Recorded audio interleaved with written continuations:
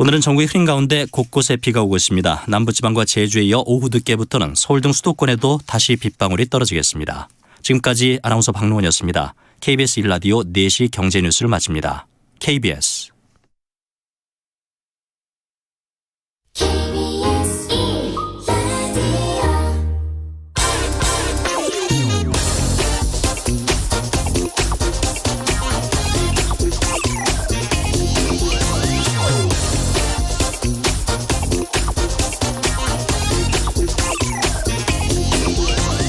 어제 SBS 뉴스에서 이 서해상 한국과 중국 사이의 잠정 수치 후역에서 중국이 몰래 석유 시추 시설을 설치했고 우리 외교부가 이에 대해서 공식적으로 문제를 제기했다, 이런 보도가 나왔습니다. 이 지점은 우리나라 대륙봉 이광구와 인접한 지역이고 석유 매장 가능성이 높아서 우리나라도 지난 2004년에 탐사에 나선 적이 있었습니다. 그렇지만 당시에 중국 당국의 반대로 탐사는 중단됐었습니다. 이 지역이 한국과 중국 간의 해양 경계가 아직 확정되지 않은 일종의 공동 관할 구역이라는 그런 이유였습니다. 그리고 그 뒤에 2008년엔 또 이 중국이 석유 탐사에 나섰다가 이번엔 한국 정부의 반대로 무산되기도 했는데 이번엔 아예 중국이 여기에다 석유 시추 시설을 설치한 겁니다. 우리 정부도 사안이 중요하다고 여겨서 이 논의 주체를 NSC, 즉 청와대 국가안전보장회의로 격상시켰다는데 지금 서해 이광구뿐만 아니라 제주도 남쪽에 대륙봉 7광구라는 게 있습니다. 여기도 곧 문제가 불거질 전망입니다. 7광구 역시 석유와 천연가스가 풍부하게 매장되어 있을 가능성이 매우 높지만 여기는 일본과 공동개발구역으로 묶여서 개발이 모두 중지된 그런 상태입니다. 더구나 6년 뒤, 그러니까 2028년이죠. 2028년엔 이 7광구 전역이 일본 영토로 귀속될 가능성이 매우 큽니다. 다른 건 몰라도 영토 분쟁에 있어서만큼 조용한 외교란 없습니다. 조용하면 뺏기는 겁니다. 네, 경제와 정의를 다잡는 홍반장, 저는 KBS 기자 홍사원입니다. 홍사원의 경제쇼 출발하겠습니다. 유튜브 오늘도 함께 갑시다.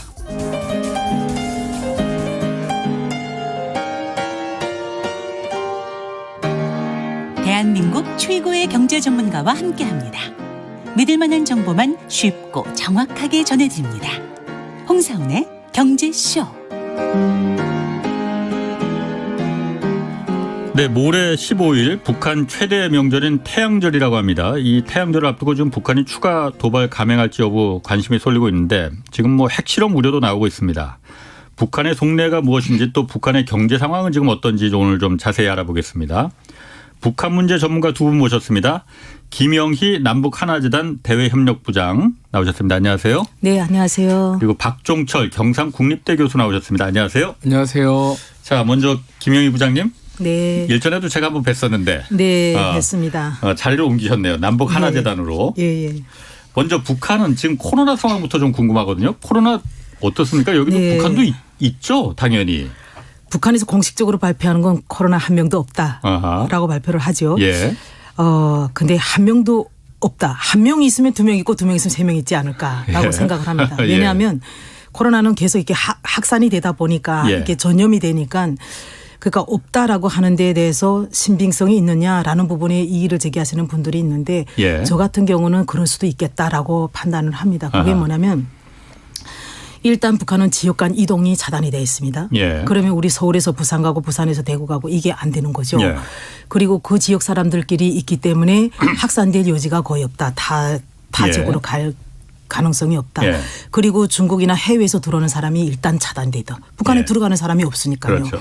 해외에서 들어가는 사람, 타 지역에서 오는 사람이 없기 때문에 이 지역은 청정 지역이다. 이렇게 볼 수가 있는 거죠. 예.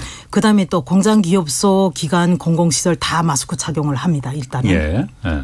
설사 한 명이라도 있다 하더라도 마스크를 착용을 하고 있고 예. 그 기간을 다 소독을 매일매일 소독을 하고 있기 때문에 예. 그렇기 때문에 확산될 우려는 거의 없다 이렇게 보여집니다. 그래서 비록 북한 사람들이 마스크 끼고 다니지만 국제사회가 다 마스크 끼고 다니고 있고 또 북한 주민들한테 저는 이런 것도 있다고 생각을 해요. 사실 북한에 코로나는 없는데 왜 이걸 계속 방역을 강조를 하고 이렇게 하느냐. 밖에서 들어가는 건 철저히 차단하면서 사실은 내부에서 이동을 해도 큰 문제가 없어요. 근데 이게 어찌 보면 내부를 통제하고 하는 이유도 있다고 생각을 합니다. 예. 그런 관점에서 보면 2020년부터 지금까지 철저하게 잘 관리가 되고 있는 것이죠. 북한 주민들이. 그렇군요. 네. 김 부장님 뭐 그 2004년도에 탈북하셨죠? 지금도 가끔 북한하고 좀 연락합니까? 요즘은 코로나 이후에는 전혀 연락이 안 되고요. 그게 왜 그러냐면 앞쪽 지역 사람들도 연락을 하려면 북중 접경으로 와야 되는데 거기까지 일단 이동 이제가 차단하다고 하지 않았습니까? 그러니까 이동이 너무 어렵기 때문에 연락이 거의 안 됩니다. 그렇군요. 박 교수님 그 남북 간의 중국 간의 그 철도 그것도 지금 그 코로나하고 그 코로나가 완전히 그 격리되려면은 그런 부분도 다 이동이 제한돼야 되잖아요. 예, 다양한 측면에서 이제 김영희 박사님하고 저도 유사하게 생각을 하는데요. 예. 북한 측에서 보면은 대규모 집회들을 많이 합니다. 그런데도 불구하고 안정적으로 관리가 되고 있다. 앞서서 말씀하신 것처럼 코로나 19가 굉장히 이 확산성이 빠른 이 전염병인데도 불구하고 안정적으로 유지가 되고 있고요. 또 이제 그 중국의 인터넷이라든가 여러 가지 그 뉴스 등을 보면은요. 촬영하는 모습을 보면은 그 뭐 해산이라든가 신의주 쪽에 뭐 시장들의 활동이 좀 활발합니다. 그런 걸로 봤을 때 사람들이 접촉을 하면서 움직이고 있다. 또 그 2020년 1월 달에 북중 국경상에서 그 열차라든가 그 차량 그 운행을 갖다가 통제를 했는데 올해죠. 22년 1월에 이제 재개를 했습니다. 설 전에 재개를 해가지고 초반에는 거의 매일 하루에 한 번씩 화물 열차가 왕복을 했고 지금도 일주일에 한두 차례 정도 운행이 되고 있습니다. 그리고 그 북한의 남포라든가 중국의 산동지방 또 비정기적으로 뭐 신의주하고 단동 사이에 그 화물 배들이 운행이 되고 있는데 만약에 이제 코로나가 있다면 이런 것들이 중단이 되어야 되는데 이제 정기적으로 운행이 되고 있다라는 측면에서 보면은 방역이 어느 정도는 뭐 작동이 되고 있다 이렇게 보는 것이 맞다라고 보여집니다. 그렇군요. 자 그러면은 뭐 코로나 얘기는 뭐 그쯤 하고 사실 지금 먼저 오늘 저희가 프로그램이 경제쇼이다 보니까 경제 관련 북한 경제 좀 알아보려고 하는데 그거보다 먼저 당장 내일 모레가 북한 태영절이 이제 김일성 주석 생일이잖아요. 북한의 가장 큰 명절이라고 해요. 근데 대개 이런 큰 기념일에 북한에서 기념일 맞아서 이벤트를 무력시를 많이 했단 말이에요. 그래서 지금 당장 나오는 게 뭐 내일 모레 ICBM 발사할 가능성 또 핵실험 7차 핵실험이죠. 이번에 만약 한다면은 그런 가능성 있다. 뭐 거론되고 있어요. 그 실행 가능성은 어떻습니까? 있다고 보십니까? 어떻습니까? 이제 저희보다는 아무래도 정보 당국에서 정확하게 파악이 하고 있겠지만은요. 일단은 그 핵실험을 위한 여러 가지 장비들이 움직이고 있고 또 그 ICBM 그 재실험을 위해서 여러 가지 장비들이 움직이고 있습니다. 뭐 평양이라든가 여러 곳에 이제 분산해서 미사일 시설들도 그 배치되어 있는데 이제 이런 장비들이 그러니까는 뭐 미사일을 발사하려면 텔이 움직인다든가 또는 잠수함이 움직인다든가 또는 뭐 그 가스 충전기들이 이제 현재 움직이고 있고 또 1월 달부터 미림 비행장에 뭐 열병식이라든가 또는 그 이동식 발사를 하는 그 텔 장비 등을 이동을 한 것으로 봤을 때 다음 뭐 핵실험이라든가 또는 그 ICBM 이 실험을 할 가능성이 굉장히 높지 않을까라고 보여집니다. 텔 장비가 뭐예요? 이 트럭 굉장히 큰 트럭에다가 바퀴 여러 개 달려 여러 개 달려 있는 그 이동식 그 운반 장비들을 보이는데 보통 이제 야간에 이동을 합니다. 이게 워낙 크기 때문에 위성으로 추적이 되기 때문에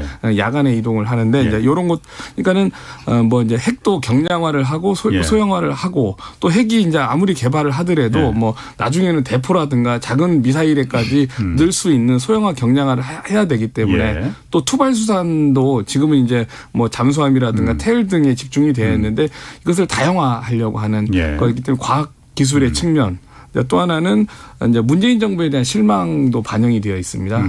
또 이제 윤석열 당선인에 대한 일종의 테스트죠. 윤석열 당선인이 북한에 대해서 유화 메시지도 던졌고 굉장히 강경 발언도 지금 섞여져 있습니다. 그래서 우리 그 내부 우리 그 한국 사람들도 그 윤 당선인의 그 대북 정책이 뭔지 약간 혼선을 빚고 있는데 북한도 약간 혼선을 빚을 것 같습니다. 그다음에 우크라이나 사태 등 세계가 이제 그 북한에 대한 관심을 갖지 않다 보니까 아니라 미국과 협상용으로 미국에게 이제 우리에게도 좀 관심을 가져달라는 복합적인 의미에서 실험을 준비하는 걸로 보여집니다. 아, 미국이 지금 우크라이나하고 뭐 미중 그 패권 경제 여기에 지금 바쁘니 우리도 좀 신경 좀 써줘.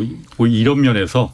또 하나 굉장히 중요한 측면이 지난번에 뭐 화성 15형이다, 17형이다. 난 ICBM 실험을 했습니다. 대륙간 탄도미사일입니다. 다시 말씀드리면요, 뉴욕이라든가 워싱턴에 도달할 수 있는 그 핵미사일 실험을 했는데도 불구하고 지금 현재 우크라이나 사태 때문에 지금 유엔 안보리가 중단이 되어 있습니다. 유엔 안보리에서 지정한 레드라인을 넘었거든요. 그럼에도 불구하고 유엔 안보리가 지금 러시아가 지금 거부권을 가진 상임이사국인데 지금 그 유엔 안보리가 작동이 중단이 되어 있습니다. 북한이 무엇을 하더라도 미국이나 러시아가 저지할 수 없는 아주 특수한 시간대입니다. 지금이. 그렇기 때문에 북한으로서는 유엔 안보리가 작동이 되지 않는 이 시점에 상당히 그 다양한 이 퍼포먼스 실험을 할 가능성이 높아지고 있습니다. 그렇군요. 김 부장님. 저는 그 모든 그런 말씀에 공감이 되고요. 그리고 한쪽으로는 또 그런 생각이 들어요. 북한이 뭐 그렇다고 해서 지금만 미사일 실험을 하고 그러느냐. 뭐 2019년 이후에 줄곧 해왔습니다. 작년에도 했고 계속. 그런 이유는 일단은 지금은 그 태양절이고 그것도 110도이고 하니 뭔가를 성과를 또 공표를 해야 될 시점이다. 내부적으로. 그래야 되기 때문에 그 성과 공표를 위해서도 대륙간 탄도미사일이라든가 이런 거 발사 가능성이 있다. 그건 저는 핵실험까지는 잘 모르겠습니다. 그러나 탄도미사일 실험 발사 가능성은 있겠다. SLBM이라든가 아무튼. 그러면서 그 내부 결속을 강화를 하는 측면도 있고요. 그다음에 또 대외적으로는 핵 보유국이라는 것을 좀 더 인정받고 싶고요. 그런 부분이 있고 김여정 담화에서도 자기네가 이제 핵 보유국처럼 기정사실을 하고 있지 않습니까? 그래서 그런 이유도 없지 않아 있다고 생각합니다. 그리고 현재는 지금 3년 동안 북미대하고 남북대화가 다 단절이 돼 있어요. 그런 상황에서 눈치 볼 이유도 없죠. 그래 우리 지금 아무것도 안 하는데 이때다 하고 해야지. 그리고 뭐 실험도 하고 뭣도 하고 다 하는 거죠. 다 꺼내놓은 다음에 할 거 다 해놓은 다음에 그래 협상합시다. 북한에 이렇게 나올 가능성이 높다라는 거죠. 지금은 정말 눈치 볼 것도 없다고 생각합니다. 그런데다가 또 지금 북한이 미사일 발사 가능성에 지금 강력한 경고를 하겠다라고 하고 지금 미 해군이 항공모함이 지금 동해에 들어왔죠. 동해에 들어오지 않았습니까? 뭐 한미 연합 훈련하기 위해서. 어쨌든 훈련이라고 하지만 북한은 또 여기 반발을 할 거예요. 너희는 훈련하고 우리는 가만히 있어? 항공모함이 들어오는 거는 지금 한 4년 만에 처음이라고 해요. 그러니까 북한은 또 뭔가 그래 우리 대형찬에서 우리도 훈련이야 이것도 연습이고 그런 차원도 또 있다고 생각합니다. 그래서 가능성은 충분히 있다. 그런데 제가 저만 궁금한 게 아닐 것 같아요. 북한 하여튼 가난하지 않습니까? 돈도 별로 없는데 뭐 미사일도 그러니까 올해 탄도미사일만 13번인가 올해 발사를 했어요. 벌써. 탄도미사일이 아니고 섞여 있습니다. 섞여 있어요? 순항미사일이 그 초반에 1월달, 2월달에는 순항미사일이 많았고 나중에 이제 탄도미사일을 했고 대륙간 탄도미사일. 그러니까 유엔 안보리에서 결정한 위반을 딱 한 번 했습니다. 오케이, 알겠습니다. 어쨌든 미사일 쏘는데 돈 많이 들지 않습니까? 핵실험도 그러니까 돈 많이 들고. 근데 어떻게 북한이 이렇게 돈도 없는데 그렇게 많이 자주 실험을 하고 막 쏠 수가 있는 거예요? 우리나라가 지금 세계의 재래식 그 첨단 전력이 세계 6위라고 이렇게 설명을 하고 있습니다. 굉장히 지난 4, 5년 사이에 이제 한국의 군사력도 굉장히 빠르게 증강이 되어 있는데요. 첨단 전력은 이게 핵이 아니라 이런 뭐 탱크라든가 뭐 전투기라든가 또 우리가 만든 최근에 그 SLBM을 발사할 수 있는 잠수함 시설 등이잖아요. 이런 것들이 뭐 100억, 1000억 단위고 오히려 이제 북한이 가지고 있는 이러한 그 핵시설 같은 경우에는요. 역설적으로 그 돈이 없는 나라에서 그 경제적으로 개발을 하는 무기가 되어가고 있습니다. 사실 기술이 핵이 그렇죠. 기술 완성도가 높냐라고 생각을 하면은 우리가 잘 생각해 보면 1945년 7월달에 완성된 기술입니다. 핵무기 기술은 그렇죠. 기술이 2차 대전 때. 이제 북한이 말씀드렸듯이 이제 뭐 미국이라든가 또는 이제 한국의 공격에 우려해가지고 뭐 지하 시설에 여러 시설에 이제 그 미사일 시설을 분산 배치를 해놨는데 이미 북한이 가지고 있는 뭐 수십 기 이상의 또는 수백 기 이상의 미사일 중에 일부 성능 개량 실험이기 때문에 우리가 생각하는 만큼 돈이 드느냐라고 생각을 하면은 돈이 들지 않는다 쪽으로 생각하는 게 맞는 것 같습니다. 아, 그래요? 이렇게 그러니까 개발. 예. 그다음엔 개발을 하고 나면 실험을 또 해봐야 돼. 이게 진짜 예. 이게 정말 목표를 타격할 수 있는지 예. 제대로 성능을 갖췄는지 실험을 해봐야 되지 않습니까? 예. 일단 개발하는 데는 큰 돈이 안 들어간다. 왜냐하면 모든 것을 개발을 하려면 핵이라는 것은 북한에 우라늄 얼마나 많습니까? 우라늄 광산. 그렇죠. 우라늄 광산 많죠. 예, 그래서 뭐 핵을 만들어내는 데는 크게 큰 돈이 안 들어간다는 거죠. 이미 북한에 있는 원료 자재를 가지고 이용을 하고 그다음에 북한에 있는 기술자들이 투입이 되고 그 사람들 인건비가 뭐 얼마나 높습니까? 예. 우리만큼 그렇지 않거든요. 그렇기 때문에 우리 기본적으로 뭐 무기를 생산한다거나 주택을 건설한다고 한국 같은 경우는 그 모든 무엇을 생산하든지 간에 생산비에서 가장 큰 비중이 인건비더라고요. 예. 근데 북한은 일단 인건비가 크게 들어가지 않기 때문에 원가가 높지 않다. 이렇게 볼 수가 있는 거죠. 그러니까 돈 없는 나라에서 어떻게 생산하? 다 사람이 만드니까. 예. 그게 그렇게 돈이 크게 들어가지 않는다. 그래요? 이렇게 볼 수가 있고요. 그다음에 핵실험 같은 경우도 마찬가지죠. 예. 핵실험을 하면 뭐 액체 연료나 고체 연료나 이런 연료가 들어가고 아니, 이런 그건 것들도 미사일이지. 미사일 같은 경우 어. 그런 원료가 들어가고 예. 그런 것을 북한에서 조달 가능하냐 수입을 해야 되냐 예. 이런 것이 문제일 뿐 그때 돈이 좀 들어가고 핵실험 같은 경우는 진짜 정말로 크게 돈이 들어가지 않는다. 자체로 다 생산할 수 있기 때문에 그래서 우리가 일반적으로 생각하는 것처럼 정말 핵이나 미사일 개발이나 시험 발사에는 큰 자본이 들어가지 않는다. 그래서 북한은 가능성이 역설적으로. 있다. 그럼에도 불구하고 예. 그럼에도 불구하고 그 실험이라다 개발을 안 하고 그 돈을 경제에다 돌리면 예. 그러면 경제 회생은 도움이 되겠죠. 예. 그런데 대신 북한은 국방비에 들어가는 많은 비중을 핵이나 미사일 개발에 투자를 하지 이 그 재래식 무기 개발에는 안 들어갑니다.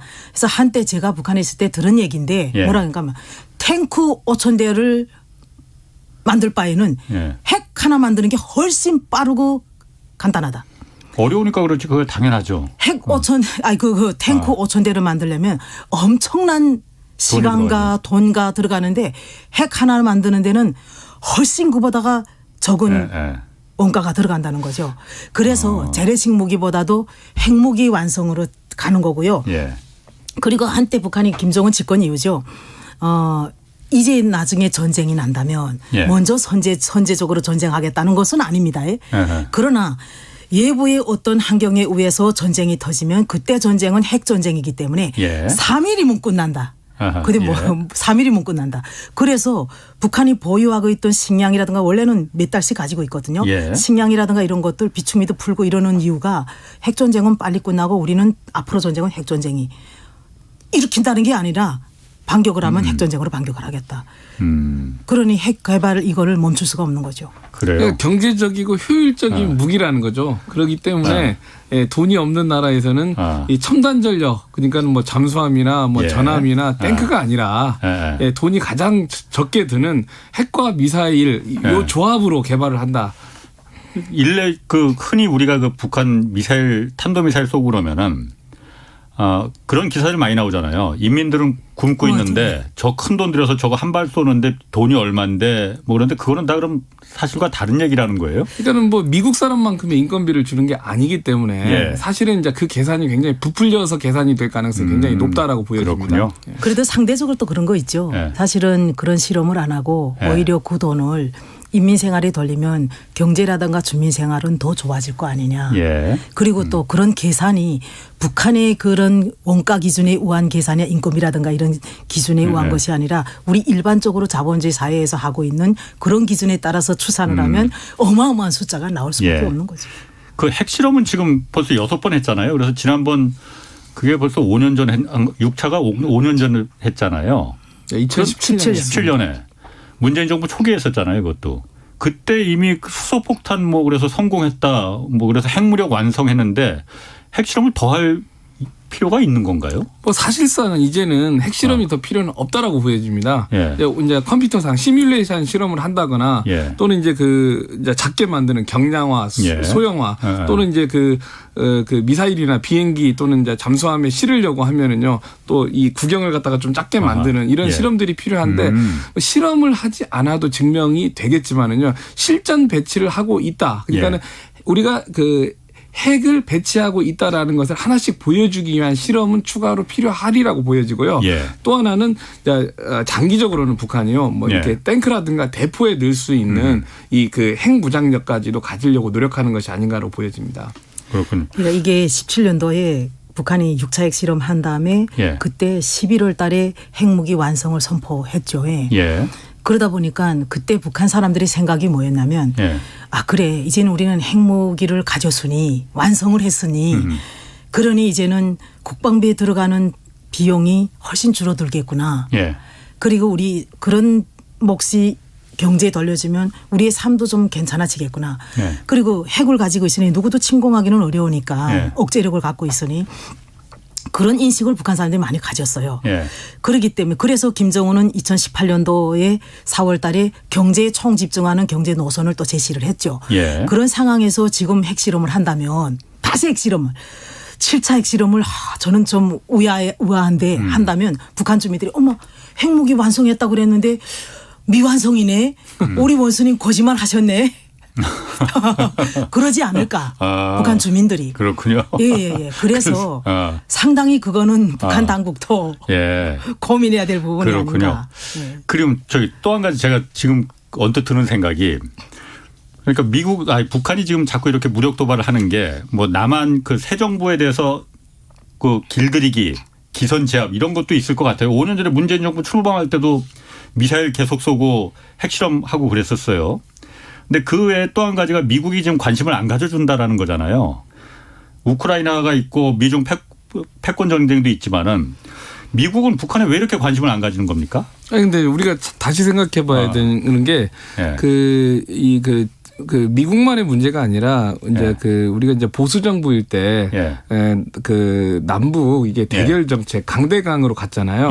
그래서 이제 북한이 핵과 미사일 실험을 하고 우리가 이제 한미 연합 훈련하고 또 그 제재를 하는 이게 굉장히 악순환 구조를 가졌습니다. 2016년도에 악순환 구조가 있었고 2017년도가 연속이 되어 있었습니다. 그게 이제 신정부를 길들인다라는 표현은 좀 이건 좀 문제가 있는 거예요. 왜냐하면은 북한하고 우리하고 경제력이나 군사력이나 뭐 국제적인 이미지나 비교할 수도 없는 우리가 굉장히 글로벌한 선도 국가이고 북한 어떻게 보면은 여러 가지 의미에서 실패한 국가인데 북한이 우리를 뭐 그 길들이게 한다라기보다는 대화 의지가 있느냐 없느냐를 보는 것 정도인 것 같아요.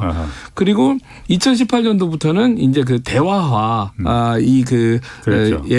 선순환 구조를 가지려고 했는데 하노이 결렬 이후에 이제 어쨌든 간에 그 교착 국면이었습니다.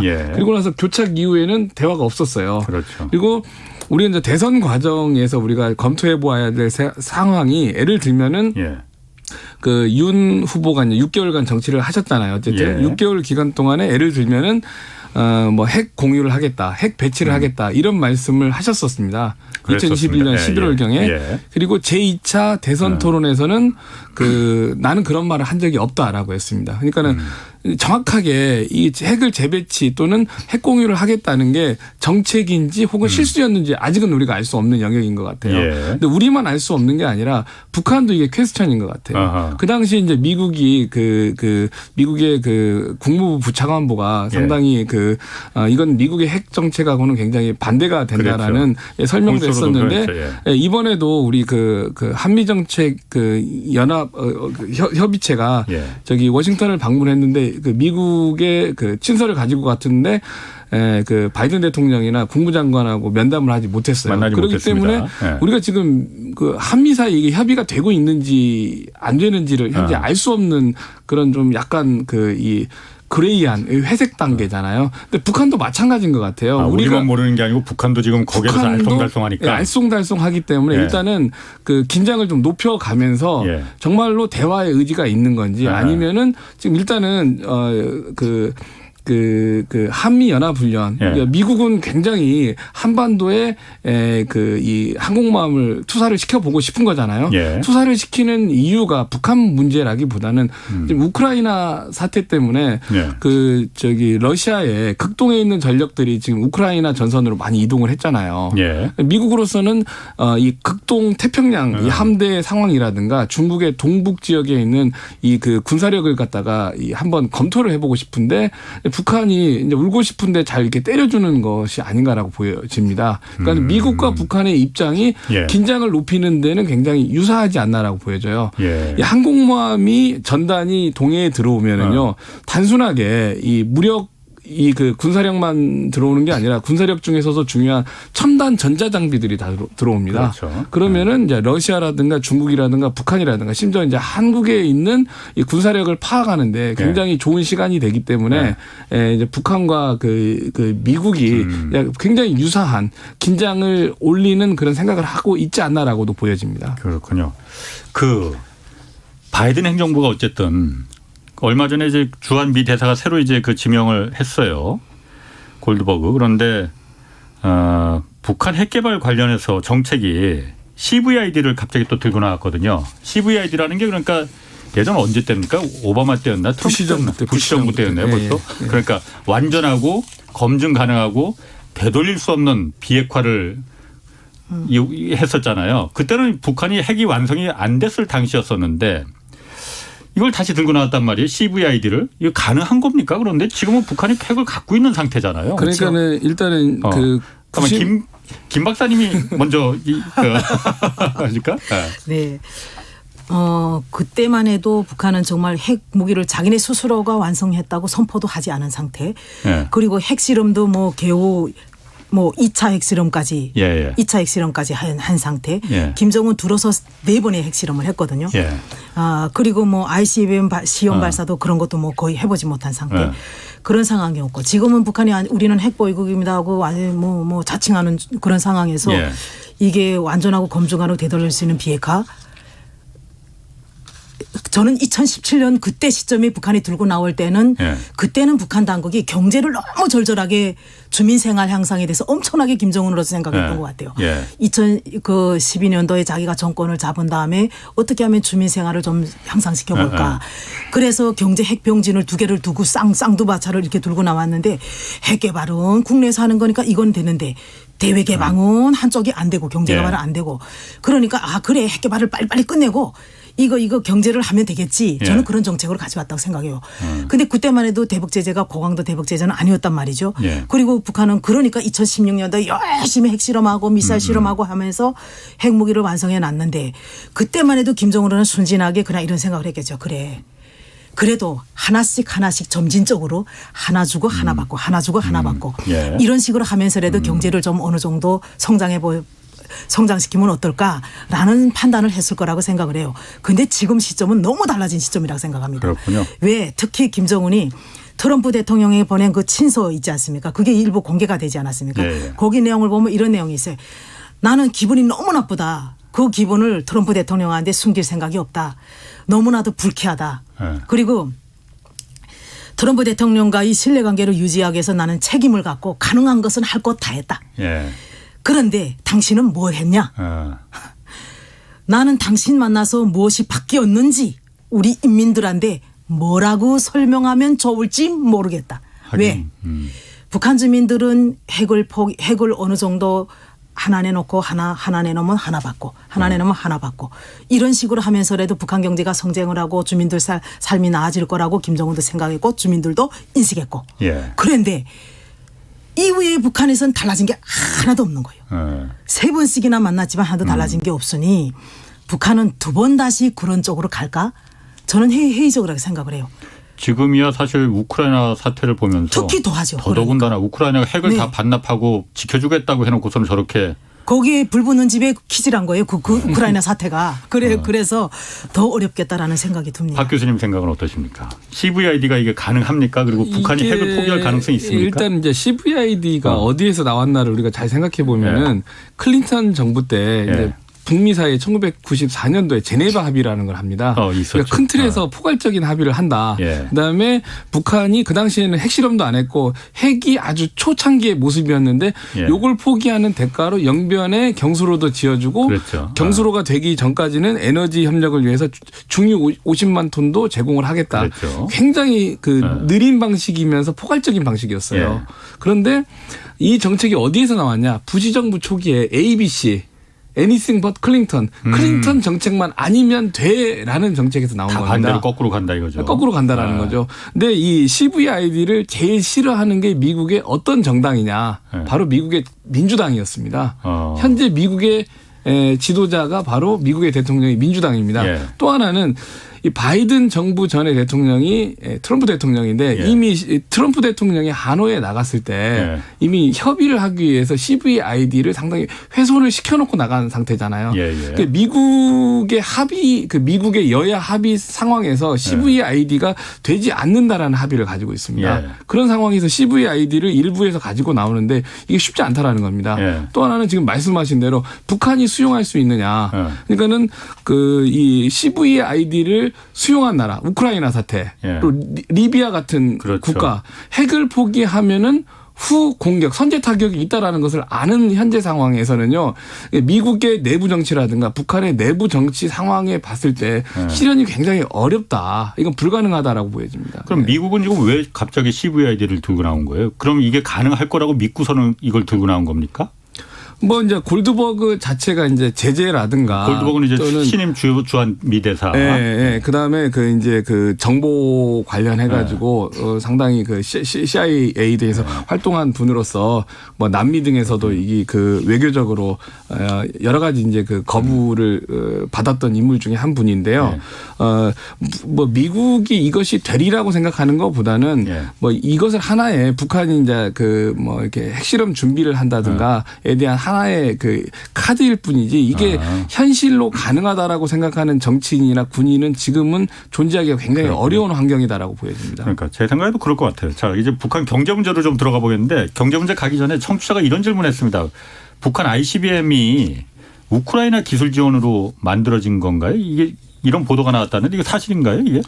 그러니까 이 그 소련 해체 이후에 이제 우크라이나의 과학기술자, 핵기술자들이 전 세계로 퍼져나갑니다. 그래서 그 당시에 북한에 상당히 많은 인원이 갔다라는 것이 우크라이나 정설이고요. 뭐 우리나라 등 여러 나라로 우수한 기술자들이 확산이 됐다라는 것은 뭐 정설입니다. 알겠습니다. 그 북한 경제 문제 이제 좀 살펴봐야 됩니다. 올해가 이제 김정은 국무위원장 공식 집권 10년 차잖아요. 북한 지난 10년간 북한의 경제 상황은 좀 살림살이가 좀 펴졌습니까? 어떻습니까? 우선 10년 동안 그러니까 지금 시점을 알고요.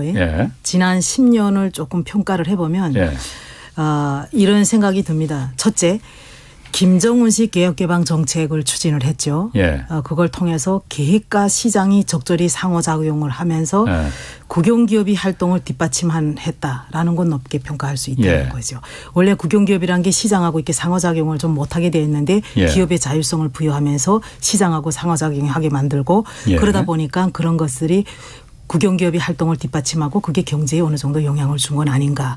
그래서 대북 제재가 지속이 되고 코로나 상황이 지속이 돼도 북한 경제가 붕괴되지 않는 것. 이것도 지금 그것 때문이다. 저는 그렇게 분석이 됩니다. 사실은 지금과 같은 이렇게 고강도 대북 제재는 북한이 2016년 이전에는 받아본 적이 없습니다. 그리고 2016년도에 그런 고강도 대북 제재를 받으면서 수출이 지금 수출과 수입이 그 북한의 대무역이 이렇게 대폭 감소하는 상황이라면 90년대 중반과 같은 사태가 안 발생할 이유가 없습니다. 그보다 더한 상황이 발생을 해야 됩니다. 그래야 맞는 것이죠. 그러나 그런 상황이 발생하지 않는 것은 김정은이 집권을 하면서 제한적인 개혁개방 정책을 추진을 했기 때문이에요. 기업의 자율성을 줘서 네가 알아서 하세요. 네가 알아서 하세요. 하니까 완전히 단절돼 있는데. 아이고 단절이 돼도 생각을 해보세요. 우리가 생각하는 한국처럼 엄청난 상품의 품종이 그렇게 많고 이런 상황은 아니죠. 그러나 과거의 북한의 전통적인 계획경제에서 작동하던 그 방식하고 비교를 했을 때 오히려 자율성을 부여함을 해서 국내에서 원자재를 확보하고 다 해외에서 수입하지는 않습니다. 그러면 나라가 못 살아가죠. 그러니까 국내에서 해결을 해서 그걸 통해서 제품을 생산을 하고 그걸 제가 좀 더 이제 또 말씀을 드릴게요. 그 부분들이. 그다음에 또 경제 부분에서 과학기술 중시 정책을 했어요. 지난 기간에는 국방과학기술 정책이었는데 지금은 경제과학기술 중시 정책을 추진을 하면서 정말 과학자 기술자들에 대한 인식, 국가적 대우 이런 것들이 되게 높아졌어요. 그래서 이런 사람들이 개발 연구 개발, 예. 뭐 제품 개발, 뭐 생산 그 설비 개발 이런 걸 하면서 산업 개발 이런 걸 하고 그러면서 산학 협동을 하는 거죠. 북한의 산학이라는 말이 김정은 들어서 나왔습니다. 예. 산업하고 연구기관하고 학계가 이렇게 협력을 해서 경제개발 추진하자. 저는 완전히 북한에선 듣도 보도 못한 그런 용어들이 막 나타나고 그게 현실로 가고 있기 때문에 그러면서 경제개발 추진한 것도 높게 평가를 합니다. 예, 자본주의 시장경제식으로 가고 있는 거죠. 그다음에 그러나 핵 미사일을 개발을 하고 그로부터 대북 제재가 가해졌죠. 그러다 보니까 경제 성장을 그게 없었으면 아마 북한의 경제가 지금은 어느 정도에 가 있을까 상상을 제가 못 해봅니다. 그런데 2016년도에 대북 제재가 가해지고 그러다 보니까 경제 성장, 주민 생활을 약화시켰다. 이런 건 좀 부정적으로 평가를 해요. 그래서 북한 당국이 이게 이 외에 또 한 가지 좀 평가를 한다면 당국이 입장에서는 이렇게 평가를 해요. 이거는 앞부분 제가 평가를 한 거고 제가 생각한 부분이고 당국은 이렇게 해요. 당 중심이 지도 체계를 구축했다. 그것도 생각해 보니까 맞다 생각합니다. 그 김정일 때는 당 지도 체제가 다 붕괴가 됐는데 선거 정치를 하다 보니까 다 붕괴가 됐는데 김정은 들어서 당 중심의 지도 체계를 구축을 한 부분. 그다음에 핵무력 완성을 통한 군사 강국 완성. 이게 당국이 평가를 하는 겁니다. 그다음에 경제 전반을 발전 궤도에 올려세웠다. 그다음에 과학기술 중심 이거는 제 평가를 한 거랑 비슷한 것 그건 같습니다. 아까 지금 계속 얘기하신 거고. 예, 제가 평가한 거 당국이 똑같이 평가한다는 거예요. 그 부분이. 그런 걸 놓고 봐서는 당국이 당 중심 지도체제 구축한 것도 좀 공적으로 평가할 만합니다. 그다음에 핵무력 완성을 통한 군사 강국. 군사 강국도 됐지만 한편으로는 그것 때문에 경제가 더 발전 못했다는 건 조금 양면에 뭐 이게 좀 부정적인 면이 있습니다. 그러니까 그냥 10년을 평가를 하라 하면 이렇게 저는 평가를 하겠습니다. 그렇군요. 박 교수님은 그러니까 지금 김 박사님 잠깐 얘기도 하셨지만은 저도 그러니까 굉장히 궁금한 게 뭐 김 박사님이 그러니까 내부적으로 그러니까 그 개혁 개방을 일정 부분 추진했기 때문에 이런 고강도 제재에도 북한이 붕괴되지 않고 살아남았다고 하는데 저희가 가끔 이제 남북의 창 같은 북한 뉴스 보면은 평양시내 물론 평양시는 좀 다르지만은 평양시내 보면은 뭐 서울보다 더 더라고요. 뭐 그런 게 어떻게 가능할까? 이렇게 완전히 고립돼서 무역도 없고 무역이라고 봤자 중국한테서 겨우 뭐 좀 이렇게 할 뿐인 것 같은데 그게 어떻게 가능할까라는 생각이 들었거든요. 그러니까는 이제 북한 지도부가 어떻게 인식을 하느냐를 하나 볼 필요가 있는데요. 예를 들어서 2021년 8월달에 있었던 당대회라든가 또 노동신문에서 보면은요. 어쨌든 좀 그 자기들이 계획을 했던 것보다는 실패했다로 규정을 하고 있습니다. 노동신문을 보면은 잘된 것은 많이 기술을 하고 실패한 것은 잘 기술을 하지 않아요. 그러니까 노동신문은 별로 틀리지 않는 신문입니다. 기술을 안 하기 때문에. 근데 이제 지도부는 자기들 목표치에 달성되지 않았다. 이렇게 생각을 하는 것 같고요. 이제 앞에서 말씀하신 것처럼 제재라든가 또는 자연재해라든가 또는 코로나 위기 상황 하에서 버텼다라는 측면에서 보면은요. 어쨌든 간에 경제가 김정은 집권 이후에 지속적으로 성장을 하고 있거든요. 근데 잘 생각해 보면은 이 코로나 이후에 세계 경제가 마이너스 성장을 하는 나라도 많았고 또 유럽 같은 경우에는 굉장히 타격이 굉장히 심했습니다. 또 그 북한과 같이 굉장히 취약한 경제가 취약한 나라일수록 타격이 심했는데 북한이 그럭저럭 버티고 있다.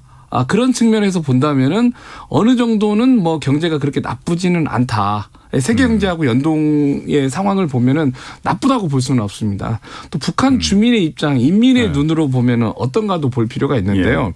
그 북한의 이제 앞에서도 말씀하셨듯이 일부 그 뭐 이렇게 방송에서 북한의 뭐 물가가 20%가 올랐다, 뭐 쌀 가격이 20%가 올렸다, 기름 가격이 20%가 올렸다, 인민의 생활이 나빠졌다 이런 그런 그래프들이 나옵니다.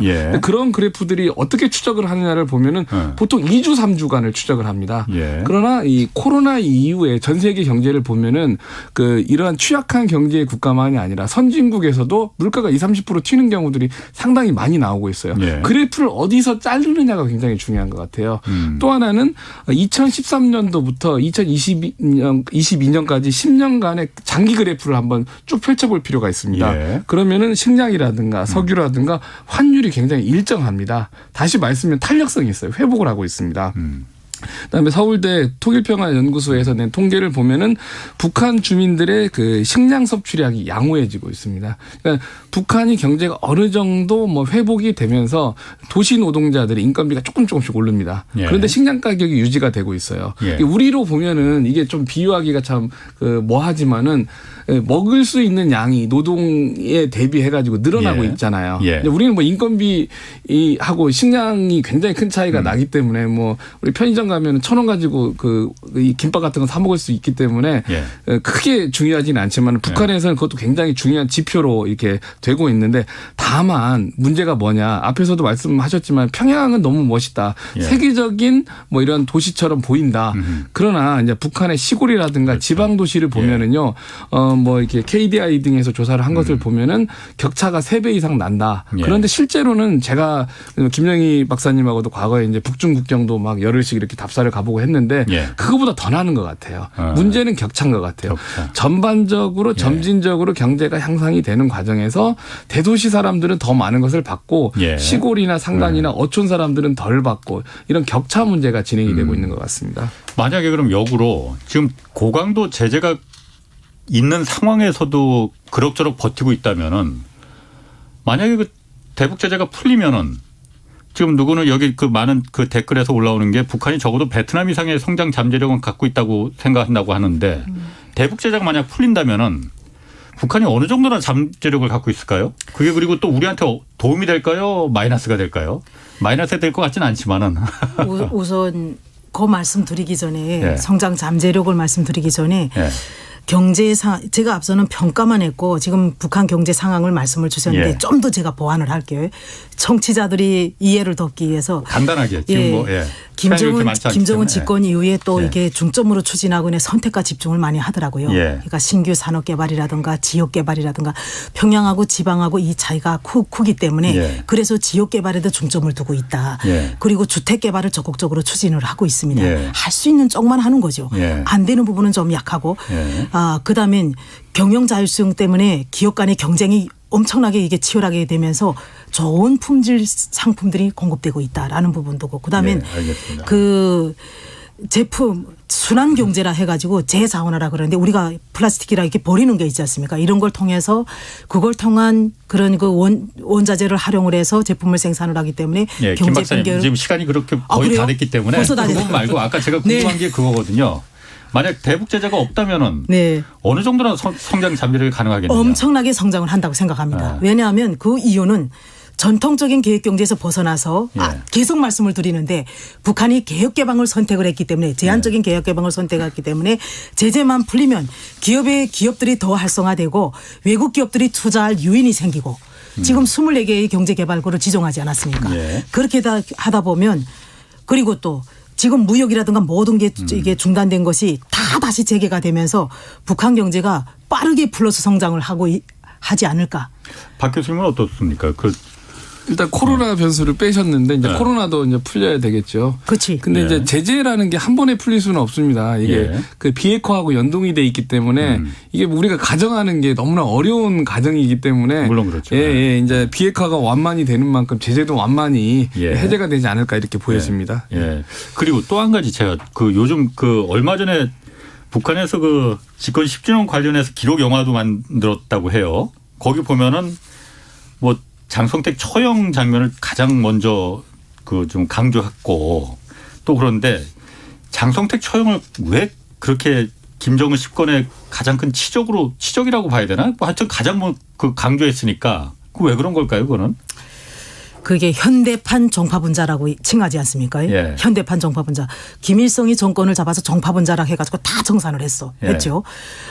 그런 것처럼 이것을 하는 것은 그런 정파분자를 제거를 했기 때문에 오늘이 있다는 거죠. 예. 김정은이 정권을 잘 유지할 수 있었고 그리고 앞으로 또 이런 정파분자가 나올 경우에는 예. 가차없이 제거될 가능성이 높다. 이런 예. 것을 보여주고 이때가 이게 바로 비로소 김정은이 권력을 탄탄히 하는 그런 기점이었다라고 보는 거죠. 기점이었다. 예, 왜냐하면 제2인자가 올라와서 1인자를 누르려고 하니까 네. 그 정파분자를 제거함으로 해서 김정은이 1인자로 정말 도약할 수 있었다는 것이죠. 그러니까 앞으로 그러니까 김정은 체제에 대해서 도전하면 이렇게 된다는 걸 절대, 다시 예. 한번 보여주기 위해서 그 강조하기 위해서 그런 그랬다는 것도 거예요. 있죠. 그리고 또 하나는 요즘 김정화 우상화 작업이 좀 뭐 이것도 그러니까 북한 관련 뉴스가 다 우리가 뭐 정확한 건 아니지만은 여러 가지 뭐 우표도 나오고 뭐 김정은 우표도 나오고 김정은 뭐 그 활동 전시관도 나오고 우상화 작업이 그 시작됐다고 하는데 예, 굉장히 그 우상화 강도가 이제 센 것 같습니다. 아니 그러니까 예. 우상화 작업이 옛날 그래도 아무리 북한이지만은 지금 대명천지에 아무리 북한이지만 그게 가능하겠느냐. 예, 지금 잘 진행이 되고 있는 것 그래요? 같습니다. 어쨌든 그 이제 그 김일성이라든가 김정일에 대한 흔적들을 많이 지우고 예. 과거에는 이제 당사 같은데 이제 초상화가 3개가 같이 놓여 있었는데 예. 지금은 다 치워져 있고 또 예. 김정은 사상 같은 것을 이제 확산 유포하고 있습니다. 예. 이게 뭐 저기 북한만이 아니라 이게 뭐 그 중국의 시진핑 같은 경우에도 예. 굉장히 우상화가 진행이 되고 있고 예. 또 러시아 푸틴 같은 경우에도 진행이 되고 있습니다. 그러니까 아. 신형 독재 모델이랄지 혹은 아. 그 신형 권위주의 모델인 것 같습니다. 아. 그 베트남 같은 경우에는요 사회주의 국가지만은 예. 사회주의적인 민주, 그러니까 사회주의적 민주의 핵심이 공동으로 토론해서 결정을 하는 집단 지도 체제입니다. 예. 그러니까 베트남에서 보는 북한이나 중국은 굉장히 독재 국가다. 예. 사회주의에서 이탈을 했다라고 보는 것이 이런 우상화 문제와 예. 결부되어 있습니다. 그럼 어쨌든 그 김 박사님 보시기에는 북한에서 이제 오래 그 생활하셨다가 이제 내려오셨는데 어쨌든 지금 정권이 바뀌지 않습니까? 네. 차기 이제 윤석열 정부에서 대북 정책은 어떻게 가야지 될까요? 지금 그 윤석열 정부의 대북 이제 새로 들어서는 정부의 대북 정책 같은 걸 예. 보면 이명박 정부의 대북 정책하고 비슷하지 않느냐 저는 그런 느낌을 받았습니다. 사실은 강대강. 예, 선 비핵화해라. 예. 그러면 그게 후보상. 대응하는 후보상 그에 예. 대응하는 대가를 주겠다. 예. 그런 것 같습니다. 아직 정확하게 나오지는 않았지만 네네. 그렇게 보여지거든요. 예. 그건 참 쉽지가 않다라는 거죠. 선 비핵화를 한다는 게 북한은 뭐 동결을 하면 또 하나 보상을 받고 이런 식으로 가자고 하는 거고 예. 또 비핵화 문제는 한국하고 해결할 문제라고 생각하지 않습니다. 그래서 미국하고. 북한은 미국하고 해결할 그렇지. 문제지 한국은 비핵화에서 빠져라라는 예. 것이죠. 예. 그렇기 때문에 선 비핵화 남북관계 개선이라는 것은 예. 참 어려운 부분이다라고 생각합니다. 예. 그럼에도 불구하고 우리 남북이 함께 더불어 뭐 잘 성장하면서 또 그러면서 북한을 변화시키는 방법으로 간다면 예. 그런 정책으로 갈 거라고 생각하지는 않지만 그러나 북한이 지금 현 상황에서 우리 정부하고 할 수 있는 건 전혀 없다고 생각해요. 이런 정책을 가져가면 북한하고는 아무것도 할 수 없다. 아무것도 할 수 없다. 선 비핵화 후보상은 예. 북한이 받아들일 수 없다. 그 우크라이나를 받고 리비아를 봤으니. 예. 그리고 또 이명박 정부 때도 마찬가지였죠. 근데 이산가족 상봉도 들고 나온다 하더라도 북한은 절대 받아줄 리가 없다고 생각합니다. 그래서 정말 두뇌들이 예. 열심히 북한의 상황에 맞는 그런 대북 정책을 좀 해야 되지 않을까. 제가 뭐라고 말씀드리긴 참 어려워요. 박 교수님 생각은 어떻습니까? 어떤 방향으로 가야 됩니까? 앞에서 말씀을 드렸는데요. 예. 일단 6개월간의 짧은 정치 과정을 통해서 당선이 되셨어요. 예. 그래서 그 박사님께서 말씀하신 대로 이제 명확하게 외교안보에 대한 철학이나 원칙이나 독트린을 명확하게 말씀을 하지 않으셨습니다. 예. 앞에서도 말씀드렸듯이 뭐 핵 배치나 재공유 예. 같은 발언을 하셨다가 또 철회를 하시고 또는 발언을 한 기억이 없다 이런 예. 말씀을 하셨기 때문에 정확한 것은 알 수가 없습니다. 물론 선거 과정이기 때문에 그럴 수가 있습니다. 대통령이 모든 것을 할 수는 없습니다. 예. 대통령이 부족한 부분은 중요한 것은 측근과 참모들이 이제 채워주는데 저희가 이제 어렴풋이 추측을 하는 게 이명박 대통령 시절에 참모들이 많이 들어가셨기 때문에 예. 이제 그 김영희 박사님처럼 아마도 선 비핵화 그 후 보상이 아닐까 이렇게 추측을 하는데 예. 일단 로드맵을 제시하지 않으셨기 때문에 이제 추측만 할 것입니다. 그렇군요. 다만 이제 참모들의 발언들 중에서 이제 우려될 만한 발언들은 좀 있습니다. 일단은 인수위 내부에서 일어나는 많은 일들이 너무 노출이 돼요. 보안 의식들이 좀 적으신 것 같고 예. 그다음에 뭐 일부 참모가 중요 방송에 나와가지고 뭐 안보의 중심은 합참의 벙커다. 합참의 벙커는 전쟁 지휘부거든요. 예. 안보의 중심은 청와대 안보실. 예를 들어서 그 안보가 합참 말고도 군정보가 다양합니다. 예. 국정원, 외교부, 경제통상, 예. 심지어 뭐 검찰 정보, 경찰 정보, 또 코로나도 안보 사항이거든요. 그렇죠. 근데 이런 다양한 것들이 있다라는 것을 조금 설명을 하셔야 되는데 말씀들을 갖다가 좀 이제 격앙이 되셨는지 거칠게 하고 있는데요. 일단은 뭐 미국을 간다거나 또는 그 평택에 있는 예. 미군 그 사령부를 방문하시기 전에 일단 국민들에게 안보에 대한 로드맵이나 비전 또 이러한 구상을 설명을 먼저 하시고 나서 그다음에 정확하게 어떻게 인식을 하시는지 진단을 하시고 나야 그다음에 그 이 처방 그러니까 정책이 나오는데 왜냐하면 어디가 아픈지 어디가 대한민국이 문제인지 모르면은 예. 좋은 정책이 나올 수가 없는 거잖아요. 예, 예. 이제 국민들에게 조금 그 이제 인술 기간 동안에 좋은 비전과 구상을 내셨으면 좋겠습니다.